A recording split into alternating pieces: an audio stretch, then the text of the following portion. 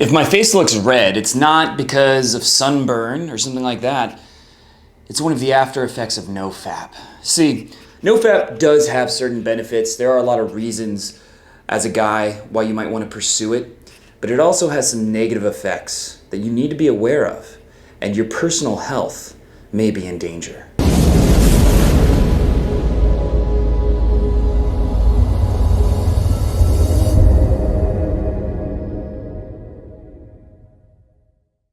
All right, maybe I am just super white and I forgot to wear sunscreen one time for 15 minutes and that's what happens. But there are some negatives to doing nofap, and I think the whole idea of nofap is exciting, but people get this like obsession about it. They think it's gonna solve all their problems. They think it's the one magic key that's gonna change everything. And I think the misconceptions about nofap can be very dangerous for people because they turn it into this crutch that can't really solve the problems they think it's going to solve. And that said, there are benefits to nofap that I advocate, but you have to have a little bit more of a measured perspective than just thinking it's going to give you superpowers, it's going to, fix everything, it's going to make women just float towards you like from the Looney Tunes when they smell a pie. They're just going to start floating towards you because they're so turned on by your presence and your energy. And it's going to get rid of all anxiety. No, it doesn't do those things. And so I do coaching. I am a dating coach. I take guys out and teach them how to approach and attract women. And what I've noticed is I ask my clients if they do nofap, what their opinions are on that. And what I found through the patterns is that nofap, it doesn't have the benefit, the number one benefit that it doesn't have. It doesn't make approaching women, it doesn't make getting attraction happen automatically. It doesn't take away approach anxiety. And this is what people seem to think. Oh, it's gonna motivate me to approach, it's gonna make me take action. It does help a little bit with approach anxiety. If you're going out and you're taking a lot of action, I have found that it gives me this extra little motivation because I know that if I wanna, enjoy certain experiences, certain emotional highs, I can't do it on my own because of that. So it adds a little bit of a motivation in that sense. But I know so many guys who've been doing nofap for 60 days, 90 days, 6 months. And I ask, how many women have you approached because you have these newfound superpowers?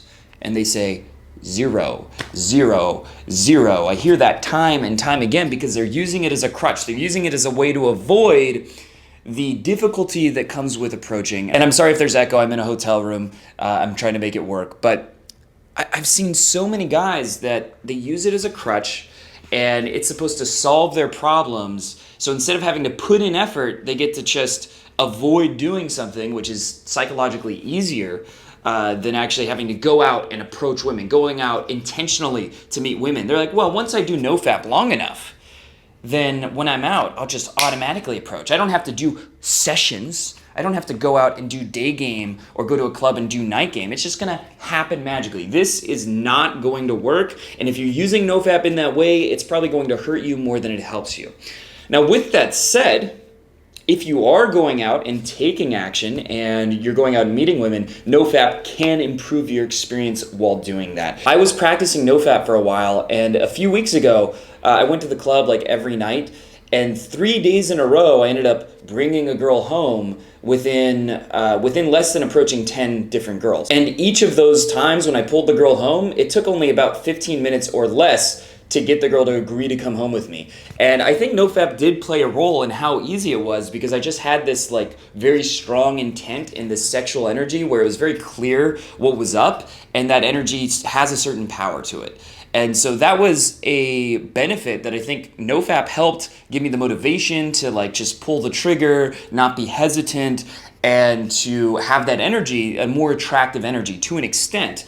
But if I was using nofap as this way out of approaching, this way to make it easy, right? Once I do nofap long enough, then that wouldn't have happened. So it is supplementally useful, but I would treat it like creatine. Like when you're going to the gym, creatine can get you more results out of it, and nofap can get you more results out of, if you're doing online dating, you're going on dates from Tinder or whatever, you're meeting women in person, whatever the way you're going about it is, if you're actually taking action, nofap can get you more results from that action you take, and that's definitely beneficial. And it also gives you this pure motivation where you're not meeting women because intellectually I feel like I should. It's a real desire, right? It's from actual emotional passion as opposed to I'm going through the motion. So it helps you do it for a more like primal reason, which gives you a more attractive energy. So that is beneficial, and it's like you might as well do it, or at the very least you might as well give up watching pornography because there's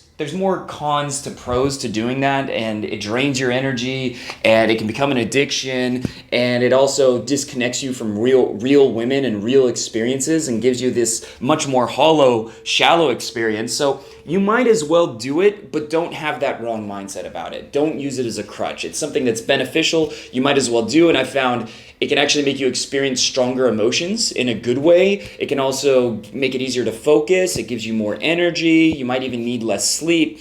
These are all benefits, but they're not as extreme as people make them out to be. It's not like you're like floating on the clouds or something. It's not like you've become enlightened because you did nofap. And you definitely don't want to become a member of the nofap cult to where you're just overly bought into the idea and that you put way too much energy and emotion into it. It's better to keep a balanced perspective. And you want to keep in mind there's pros and cons. It's not all good. It can make you think about sex way too much to the point where it's a distraction. It can give you more emotional roller coasters throughout the day where you get higher highs but also lower lows. It's not all positive, but overall I would say it has more benefits than it has negative effects, so it's worth doing.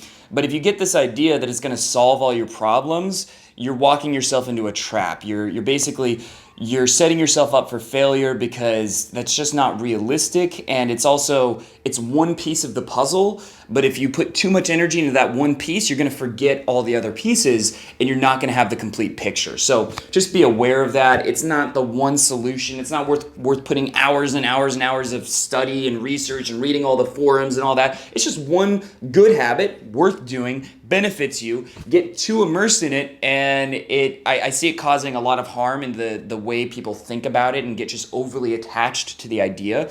So I think it's good to keep some emotional distance from it and just like experiment with it like a scientist and see what happens, see if it benefits you, but don't get overly attached to it. With that said, I hope you enjoyed this video. If you want to learn more about how to meet and attract women, then check out my book. The link is below. It's a complete step-by-step practical guide that goes into it a little bit more than saying nofap, right? Nofap, good step, it's a good suggestion, but it's not a guide that really leads to tangible results, and that's exactly what this book is. It gives you all the steps you need to take to get this area of your life handled. And make sure to subscribe to the channel, hit the bell button, and leave a comment. Let me know what you think. Do you disagree? Do you think I'm really dumb in what I'm saying in this video?